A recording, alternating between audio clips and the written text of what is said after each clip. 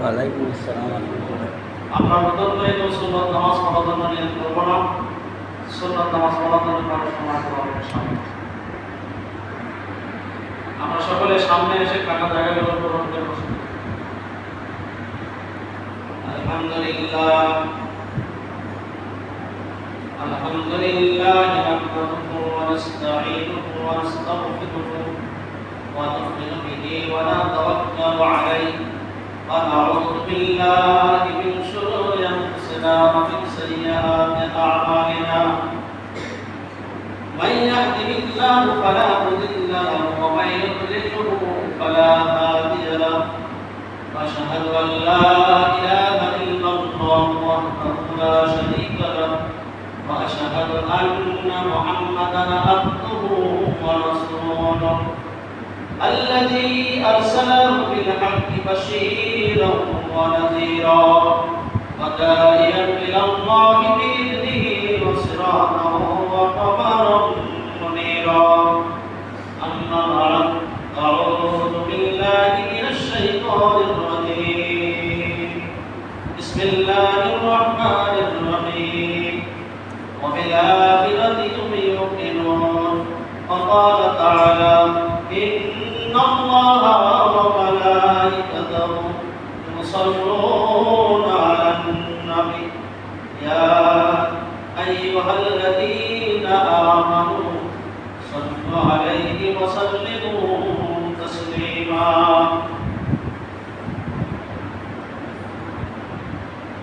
সকল দর্শক اللهم صل على محمد وعلى آل محمد كما صليت على إبراهيم وعلى آل إبراهيم إنك حميد مجيد اللهم بارك على محمد وعلى آل محمد كما باركت على إبراهيم وعلى آل إبراهيم إنك حميد مجيد আলহামদুলিল্লাহ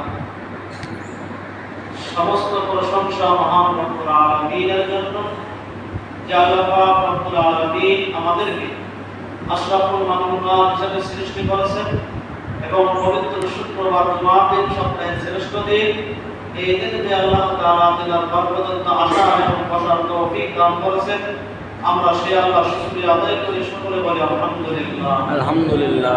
তার সাথে শুকরিয়া আদায় করি বিশ্ব নবী জনাব মুহাম্মদ রাসূলুল্লাহ সাল্লাল্লাহু আলাইহি সাল্লামের উম্মত হিসেবে আমরা দুনিয়াতে আসতে পেরেছি এজন্য আবার শুকরিয়া আদায় করি বলি আলহামদুলিল্লাহ। আল্লাহ বান্দা আল্লাহর নিয়ামত পেয়ে যত বেশি থেকে বেশি শুকরিয়া আদায় করবে আল্লাহ তাআলা বান্দার দুনিয়া আখিরাতের নিয়ামত বাড়াই দেবেন সুবহানাল্লাহ। আর নিয়ামত পেয়ে যারা নিয়ামতের অস্বীকার করবে অশুকরিয়া করবে তাদের কাছ থেকে ধীরে ধীরে নিয়ামত ছিনাই নেওয়া হবে না। আল্লাহ পাক রব্বুল আলামিন আমাদেরকে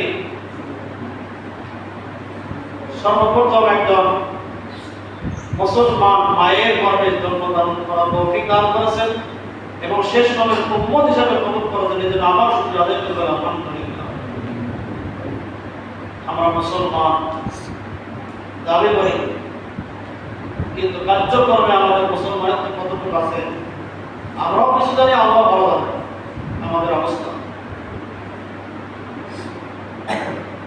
মুসলমান তো তাই যারা প্রথম স্বীকার দেয় স্বীকার করে লা ইলাহা ইল্লাল্লাহ মুহাম্মাদুর রাসূলুল্লাহ।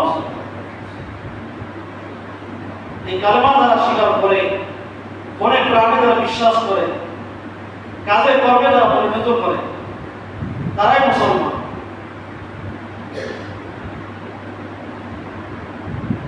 ইমানের স্তর হলো এখানে ইমানদার হিসেবে যারা ঘোষণা দেয় দাবি করে প্রথম হলো তাকে মুখে বলা জবানে স্বীকার করা, দ্বিতীয় হলো তার নিজের অন্তরে বিশ্বাস করা আমি যা বললাম স্বীকার করলাম মেনে নিলাম এটা আমার অন্তরে বিশ্বাস করা সেট করা, আর তৃতীয় হলো এটা আমি কাজে পরিণত করে দেখে দেওয়া। কাজে পরিণত করে আল্লাহকে দেখাই দেওয়া। আমি এখানে বললাম লা ইলাহা ইল্লাল্লাহ মুহাম্মাদুর রাসূলুল্লাহ সাল্লাল্লাহু আলাইহি ওয়াসাল্লাম, আল্লাহ ছাড়া কোনো মাবুদ নাই, আল্লাহ ছাড়া কোনো কিছু হয় না, এখানে স্বীকার করলাম। কিন্তু আমি যখন কাজে বলতে যাচ্ছি তখন আর আল্লাহ ছাড়া কিছু হয় না, এটা আমার সব থাকে না। আল্লাহ সব কিছু করেন, আল্লাহ সব কিছু দেন, আল্লাহ সব কিছু খাওয়ান, আল্লাহ সব কিছু পালন করেন, এই কথাটা বাইরে গেলে নিজের কর্মতে গেলে আর স্মরণ থাকে না। এই করা যাবে না। আমি যা বলবো মুখের থেকে যা স্বীকার করবো, এটা নিজের অন্তরে বিশ্বাস করবো আর কাজে পরিণত করে আল্লাহকে দেখাই দেবো যে আল্লাহ আমি বলছি আল্লাহ ছাড়া কোনো মাবুদ নাই, এটা অন্তরে বিশ্বাস করছি, আর এটা কাজে পরিণত করে দেখে যে আল্লাহর হুকুম অনুযায়ী আমার জীবন সব পরিচালনা করতে পারছি। সব জিনিসের একটা চার্জ লাগে। এই যে মাইকে আজাদ হয় কারেন্ট না থাকলে, একটা ব্যাটারি আছে, কারেন্ট না থাকলে লাইট জ্বলাই তো একটা সোলার আছে, সোলারের ব্যাটারি আছে।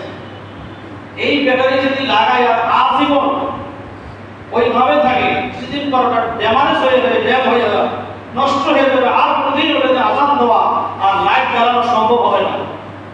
ওটা কি করতে হয়?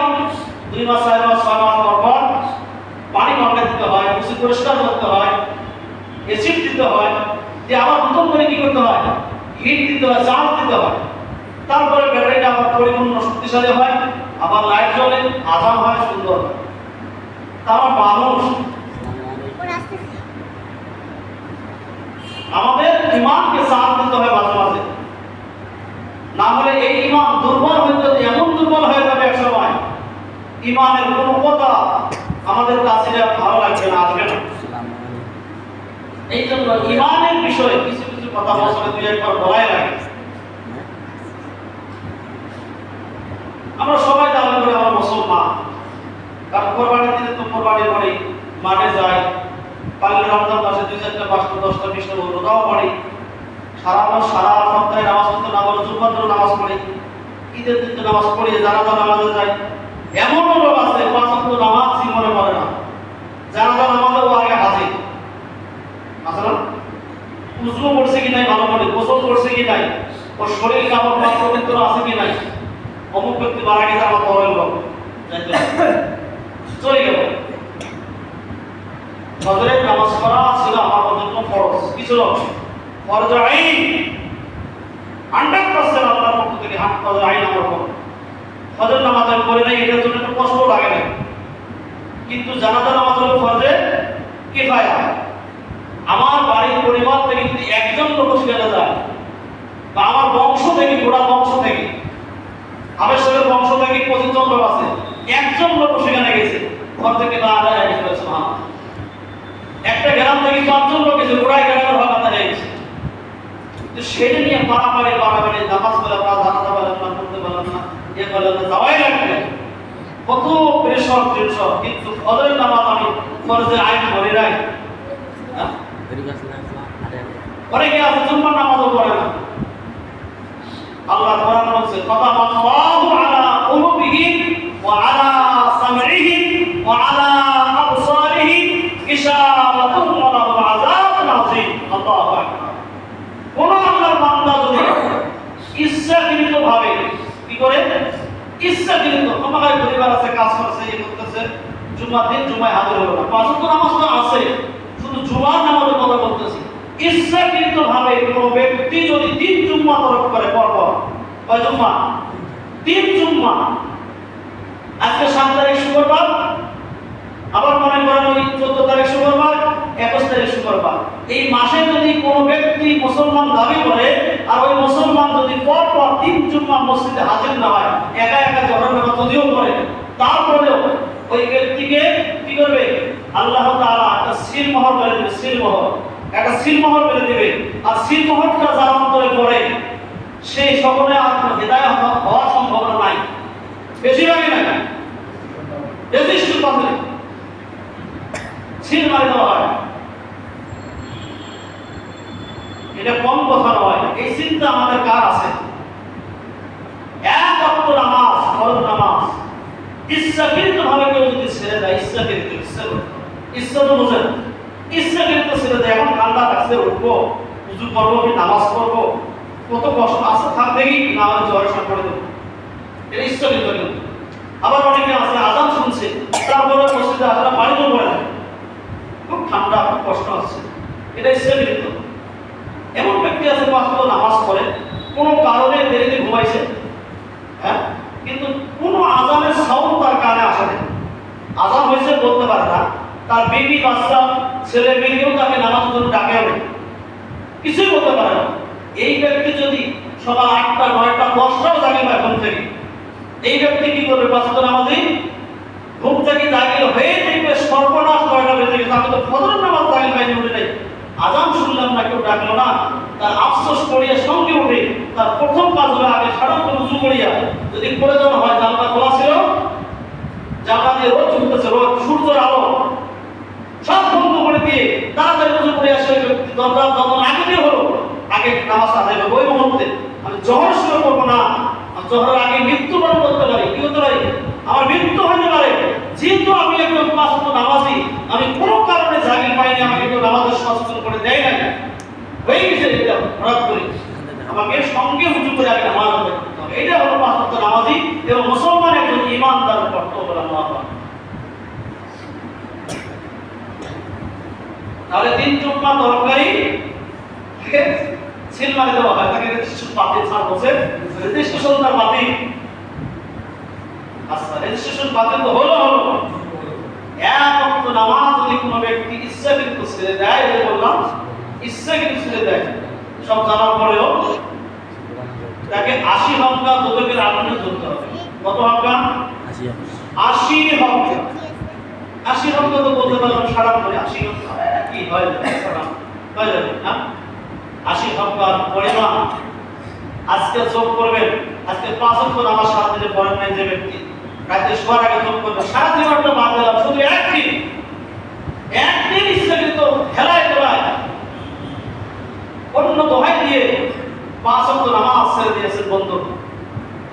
রাত করে শোয়ার সময় যোগ করবেন, অঙ্ক যারা ভালোভাবে সারান করে বার করতে পারবেন, 1 হক্কার পরিমাণ, কয় হক্কা? 1 হক্কার পরিমাণ 2 কোটি